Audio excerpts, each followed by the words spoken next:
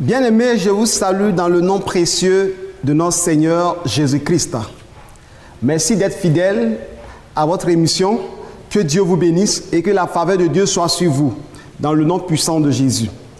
Aujourd'hui, le thème que nous allons voir est intitulé « Comment prier pour être exaucé ?» Comment prier pour être exaucé? Parce que plusieurs personnes prient et se demandent mais pourquoi ma prière n'est pas exaucée, pourquoi mes prières ne sont pas montées. Alléluia. Et c'est tiré dans l'un de mes écrits, les prières qui montent. Je vous annonce que je suis écrivain de plusieurs ouvrages.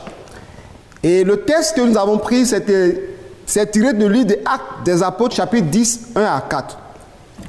Il y avait à Césarée un homme nommé Corneille, centenier dans la cohorte dite italienne. Cet homme était pieux et craignait Dieu et priait continuellement.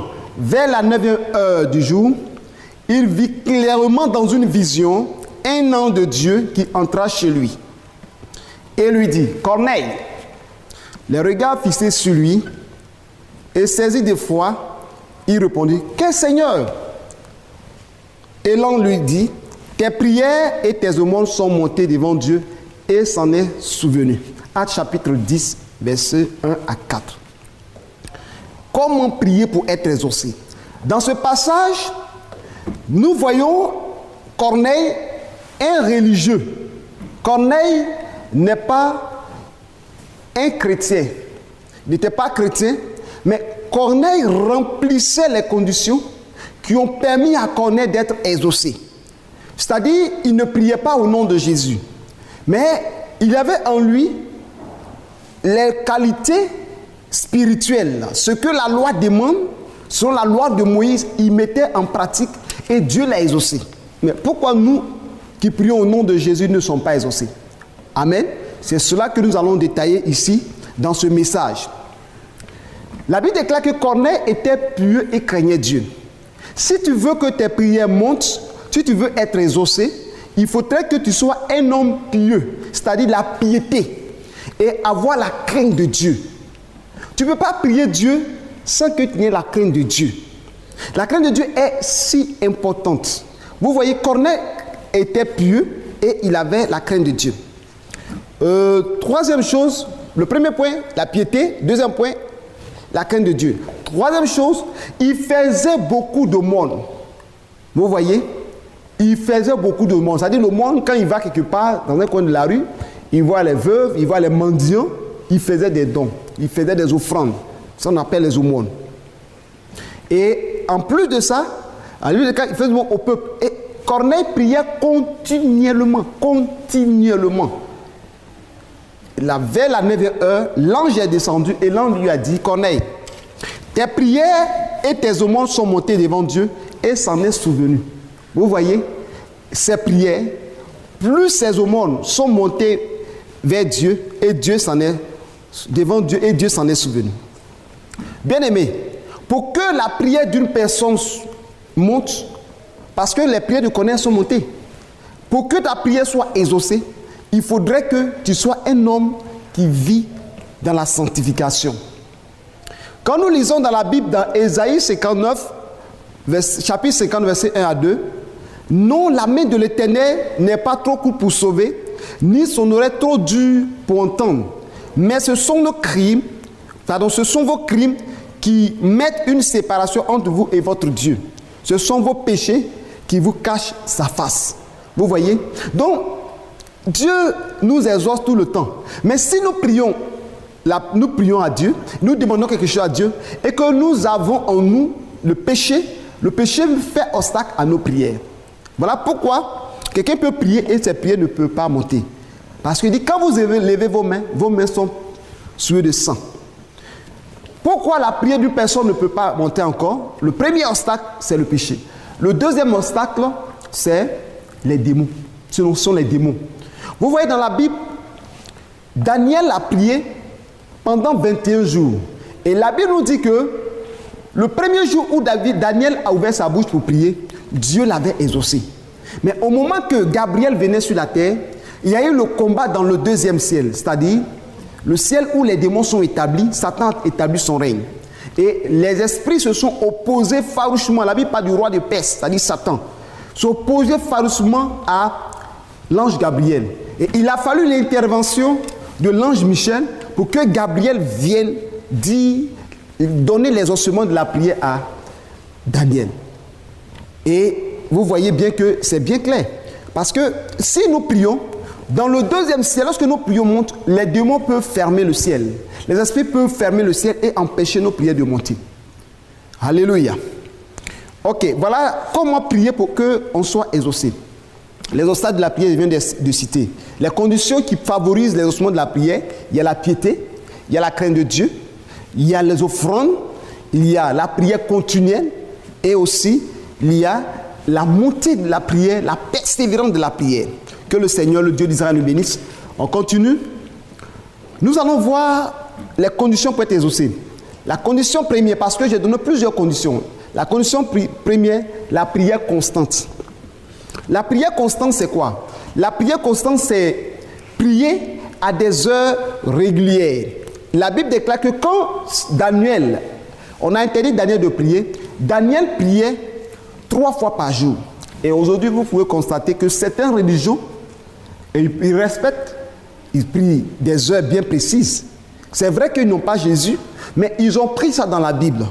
Il dit à des prières bien précises. Et la Bible déclare que vers la 9e heure, c'est là l'ange est descendu.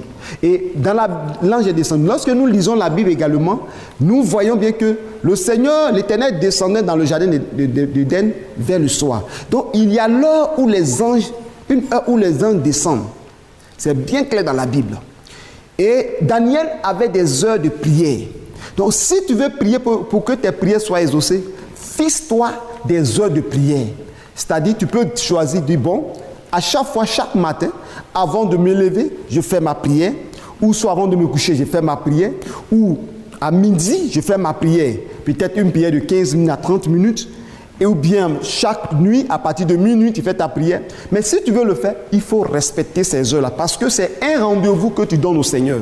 Et lorsque tu te mets à prier, Dieu envoie son ange pour écouter ta prière, pour que tes prières soient exaucées.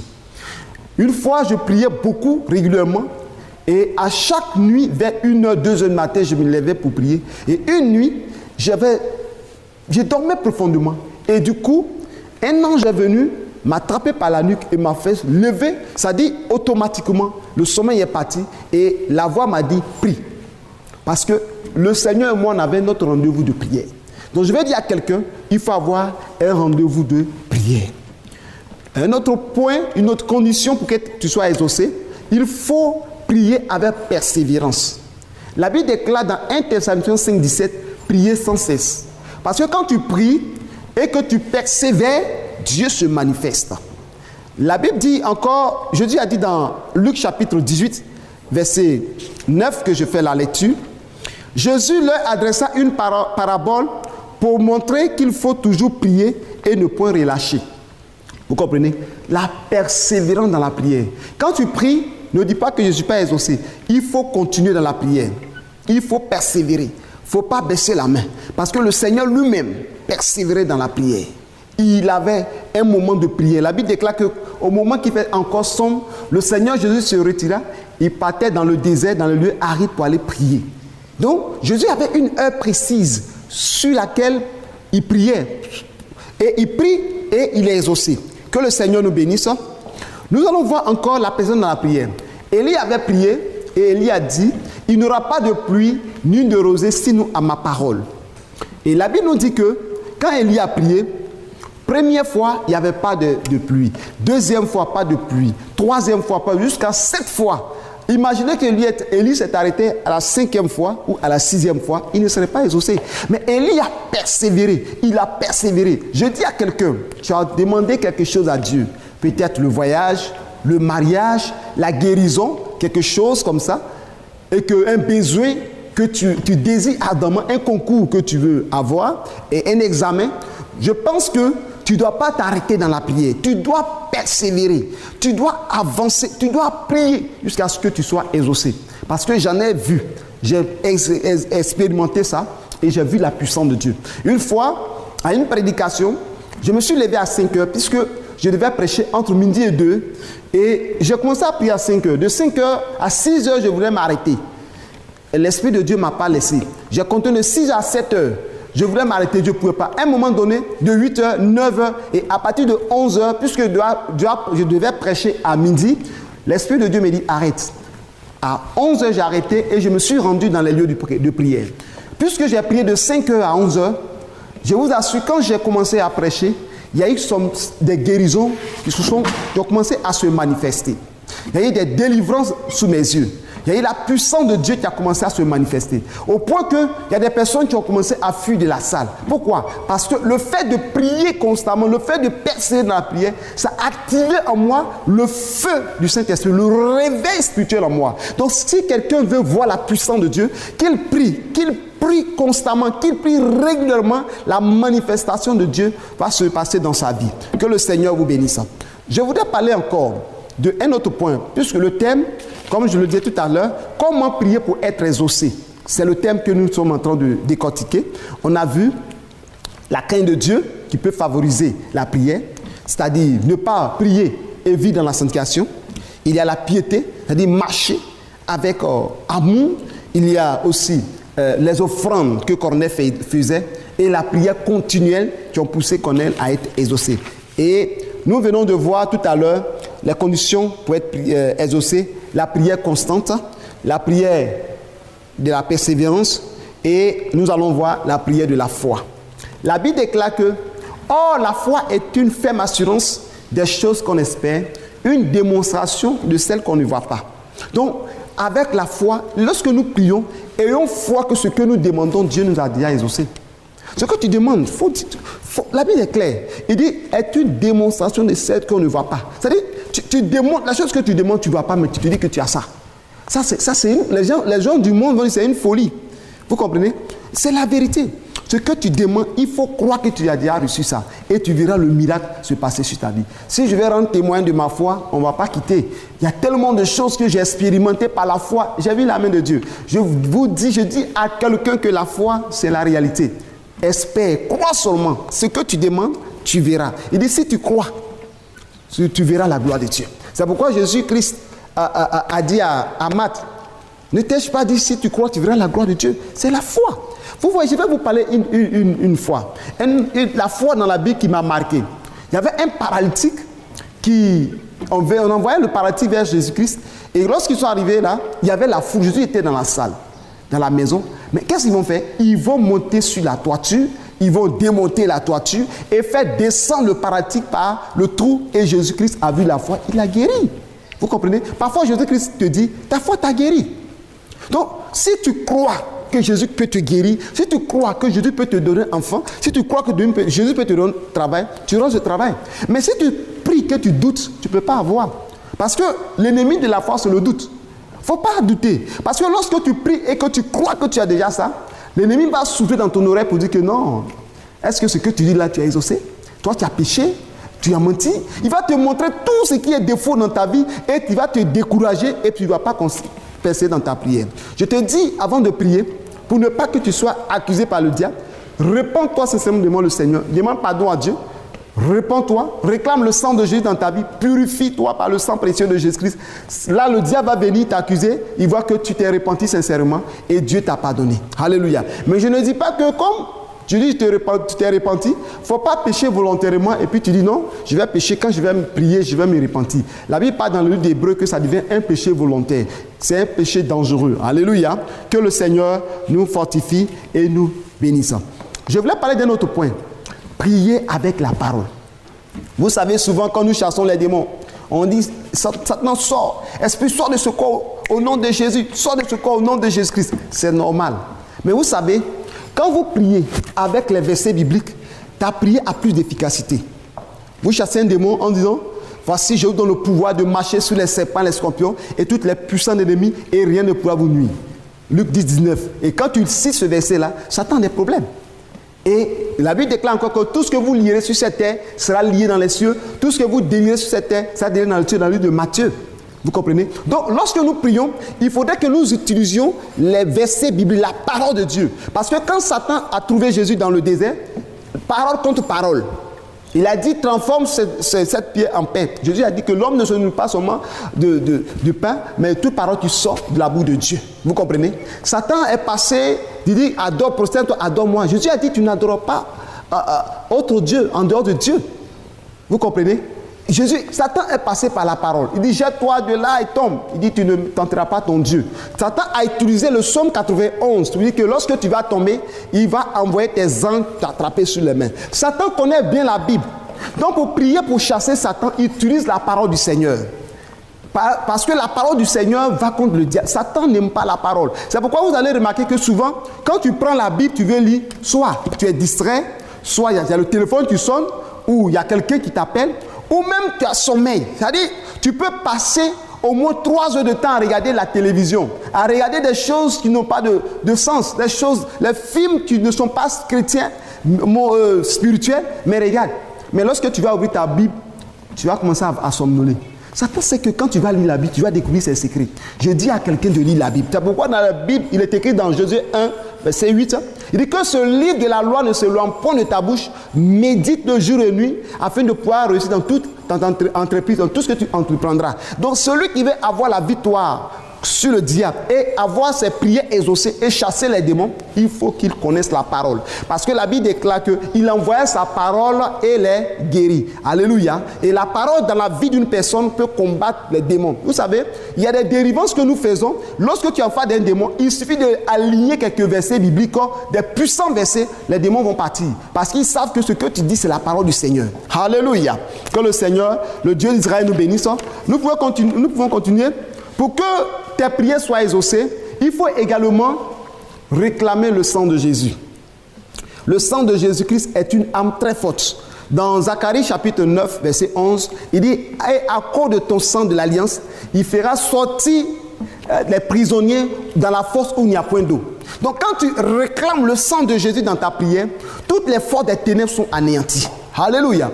C'est-à-dire Satan même ne peut pas résister quand tu pries en invoquant le sang de Jésus. La Bible déclare dans Ésaïe 53, verset 5, que par ses maîtrissures nous sommes guéris. Le sang de Jésus-Christ, quand tu l'invoques, le sang de Jésus-Christ te purifie de tout péché.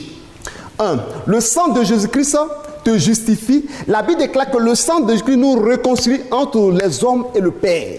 Le sang de Jésus-Christ guérit. Le sang guérit. La Bible déclare que le sang de Jésus-Christ anéantit la force des démons dans le livre d'Hébreux. Et même dans la Bible, dans le ciel, dans Apocalypse chapitre 12, verset 11 à 12, il dit, ils l'ont vaincu à cause du sang de l'agneau, à cause de la parole de leur témoignage, ils n'ont pas aimé leur vie qu'à craindre la mort. Donc quand tu veux être exaucé, quand tu pries, invoque le sang de Jésus. Partout où tu arrives, s'il y a des démons, invoque le sang de Jésus. Tu veux prier pour un malade, invoque le sang de Jésus. Tu veux chasser les démons, invoque le sang de Jésus. Parce que c'est le sang de la délivrance. Le sang de Jésus chasse les démons. Le sang de Jésus nous protège contre les esprits méchants, contre l'esprit de mort. Quand nous lisons la Bible, vous constatez que dans le livre d'Exode, les enfants d'Israël, lorsque Dieu avait décidé de frapper tous les premiers-nés, ils ont dit de tuer l'agneau et de prendre le sang pour mettre sur le linteau des portes. Et lorsque l'esprit de mort venait, l'esprit de mort sautait les maisons des enfants d'Israël où il y avait le sang. Le sang couvrait leur maison, le sang protégeait, le sang de l'alliance gardait leur maison. Mais les enfants les Égyptiens, à leur niveau, lorsque la mort, l'esprit de mort arrivait, l'esprit de mort a frappé tous les premiers-nés des Égyptiens. Et c'était un deuil national. Je te dis une chose, nous n'avons pas le sang de bouc sur nous, ni des brebis, mais nous sommes scellés par le sang précieux de Jésus. C'est pourquoi lorsque nous marchons, nous réclamons le sang de Jésus sur nous et nous sommes couverts par le sang de Jésus. Donc dans ta prière, invoque le sang de Jésus dans le combat, le sang de Jésus pour la guérison, le sang de Jésus pour la sanctification. Alléluia. J'ai un témoignage. Une fois, j'ai été attaqué par une sorcière qui est venue pour me tuer. Et quand j'étais dans la maison, dans le songe, j'ai vu une jeune femme qui était là. Or, cette jeune femme était morte et j'ai vu son image dans ma maison, l'esprit de mort. Et lorsque je priais, l'esprit de Dieu me dit, invoque le sang de Jésus. Et j'ai commencé à invoquer le sang de Jésus. Je répétais le sang de Jésus, le sang de Jésus, le sang de Jésus. Du coup, toute la maison est devenue rouge. C'est-à-dire comme on allumait une ampoule rouge tout est devenu rouge. Et la même soeur, c'était une jeune fille, a commencé à tourner sur elle comme un tourbillon. Et tout d'un coup, je vois le visage d'une vieille femme qui est sortie en vitesse de ma chambre. J'ai vu l'autorité dans le sang précieux de Jésus. Je demande à quelqu'un de ne pas avoir peur, d'invoquer le sang de Jésus partout. Même si tu vas quelque part dans une voiture, invoque le sang de Jésus. Dans ta nourriture, tu pries, c'est sanctifie le plat par le sang de Jésus. Si quelqu'un t'a donné un poison par le sang de Jésus-Christ, tu ne pourras pas être atteint. Le sang de Jésus anéantit le poison. Le sang de Jésus anéantit le pouvoir des démons. Je demande à quelqu'un de prier avec le sang de Jésus-Christ. Je vais récapituler. Je disais que pour que tes prières soient exaucées, il faut prier de manière constante. Il faut persévérer. Il faut prier avec la parole du Seigneur. Il faut prier avec le sang de Jésus-Christ. Il faut prier avec la foi. Pour continuer, un autre point de prière, pour que tes prières soient exaucées, il faut prier avec le nom de Jésus. Amen. Le nom de Jésus, c'est un nom très puissant pour chasser les démons. C'est pourquoi il a dit, en mon nom, vous chasserez les démons. Donc chaque fois que tu pries, pour terminer ta prière, il faut dire au nom de Jésus que j'ai prié. Alléluia. Quand tu veux demander quelque chose à Dieu, pour terminer ta prière, tu dis au nom de Jésus. Parce que lui-même, il a dit, en mon nom, vous parlerez de nouvelles langues, vous chasserez les démons, vous imposerez les mains aux malades et les malades seront guéris. Il dit, tout ce que vous demanderez en mon nom, croyez que vous avez déjà reçu et vous verrez ces choses s'accomplir. Pourquoi ne pas utiliser ce nom-là? Le nom de Jésus est au-dessus de tout nom. Ce nom-là, tout genou fléchit dans le ciel, sur la terre et sous la terre. Donc quand tu pries, il faut invoquer le nom de Jésus. Encore un autre point, il faut prier avec la puissance du Saint-Esprit. Quand tu pries, demande le Saint-Esprit de venir te remplir, de venir te combler, de te fortifier. La Bible déclare dans Actes chapitre 1, verset 8, il dit, vous recevez une puissance, celle du Saint-Esprit survenant sur vous. Vous serez mes témoins à Jérusalem, dans toute la Judée, dans la Samarie, jusqu'aux extrémités de la terre. Donc alors, quand tu pries, demande que le Saint-Esprit lui-même te fortifie. Quand les apôtres étaient dans le monde difficile, ils invoquaient le Saint-Esprit et qu'il les remplissait. Un autre point que je voulais citer encore, il y a la prière d'ensemble. Quand tu pries, il faut demander des partenaires de prière, des personnes qui ne sont pas hypocrites, des personnes qui ont l'amour, des personnes qui ont la même vision que toi. Mettez-vous ensemble et priez. Vous allez voir dans la Bible, quand Pierre était en prison, la Bible déclare que l'église était rassemblée dans une maison et priait constamment. Et Pierre a été relâché. Un ange est venu pour le délivrer. Vous comprenez? Donc quand nous prions, parfois, ayons des frères, des partenaires de prière, des frères et sœurs pour pouvoir prier ensemble. Et lorsque nous prions, le Seigneur se manifeste. Vous savez, quand nous prions ensemble, le Saint-Esprit descend. J'ai expérimenté ça dans le livre des Actes des Apôtres. Regardez le jour, Actes des Apôtres, chapitre 2, le jour où le Saint-Esprit descendait, la Bible déclare qu'ils étaient tous ensemble dans la chambre haute. Le Saint-Esprit est descendu. Dans Actes 13, ils étaient tous, il y avait dans l'église d'Antioche les docteurs, des prophètes, et tous étaient là, et ils priaient, et le Saint-Esprit a dit, mettez-moi à part Saul et Barnabas pour l'œuvre à laquelle je les ai appelés. Ils ont reçu le Saint-Esprit et ils sont partis. Lorsque vous êtes ensemble et que vous êtes dans l'amour, vous êtes dans la joie, vous vous aimez les uns les autres et que vous ne priez pas avec hypocrisie et que vous êtes ensemble, lorsque vous priez, le Saint-Esprit descend automatiquement. Parce que le Saint-Esprit, lui, il aime la présence où il y a la foule, il aime l'unité, il aime l'amour. Vous allez remarquer que les apôtres ont été persécutés. Et quand ils ont été persécutés, ils ont commencé à prier. Ils ont commencé à prier. La Bible déclare que le lieu où ils étaient a tremblé et ils étaient tous remplis du Saint-Esprit. Un autre point pour être exaucé, et je vais parler aussi de la prière intime. Parfois, tu peux prier un groupe de personnes, mais parfois, retire-toi dans ta maison et prie seul. Moïse est parti dans la chambre, sur la montagne, il a prié. Moïse est parti, il a prié. Dieu l'a exaucé. On a vu dans la Bible également Jésus-Christ qui s'est retiré dans la chambre, dans le désert, dans le lieu aride, il a prié. Pierre qui s'est parti sur la toiture, il a prié. Donc quand tu te mets seul à prier, Dieu parle. Il y a une intimité entre toi et Dieu. Il y a parfois, Dieu veut causer entre toi et lui. Il n'a pas besoin de la foule, mais il veut que tu exprimes ton cœur. Quand David avait péché, il a cherché la femme d'Uri. Dans Somme 50, David s'est retiré seul dans sa maison et il a prié. Il y a d'autres points que nous allons voir prochainement. Il y a la prière d'action prophétique. Là, ce sont les actes prophétiques que nous posons. On prend le cas de Naaman. Naaman, Élisée n'a même pas vu Naaman, mais il dit, va plonger 7 fois dans le Jourdain il a plongé, il a été guéri. Jésus-Christ a posé un acte prophétique, c'est-à-dire quoi? Il a craché à terre, il a pris la boue, il a mis dans les yeux de l'aveugle. L'aveugle est parti laver son visage dans la piscine de Siloé, qui veut dire envoyé. Il a vu. Ça, c'est la prière d'action prophétique. Souvent, ce sont des prières qui sont accompagnées de gestes et de signes. Ce sont des actes très forts, très forts. Et pour terminer, il y a encore un autre point pour être exaucé, le parler en langue.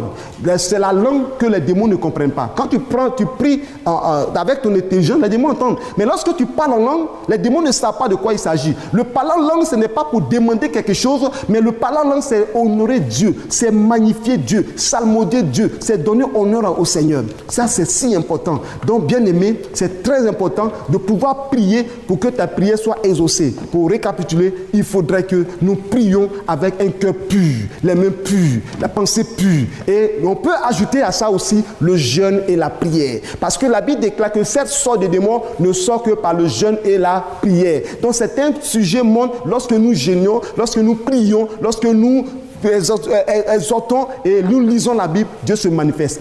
Pour terminer, un autre point que je vais dire aussi, la prière avec les actions, les louanges et l'actions de grâce. Vous voyez, les apôtres, dans la Bible, on a bien vu que les enfants devaient partir en guerre.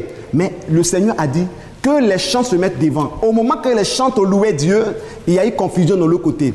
Saül était allumé d'un mauvais esprit quand David a loué, il a été délivré. Donc parfois, lorsque nous prions, nous jeûnons, parfois louons Dieu. Lorsque nous avons des problèmes, adorons Dieu. Dans l'adoration, Dieu se manifeste. Shalom, à la semaine prochaine. Que Dieu vous bénisse. C'était votre serviteur, le prophète d'Oliveira Isidore. Que Dieu vous bénisse.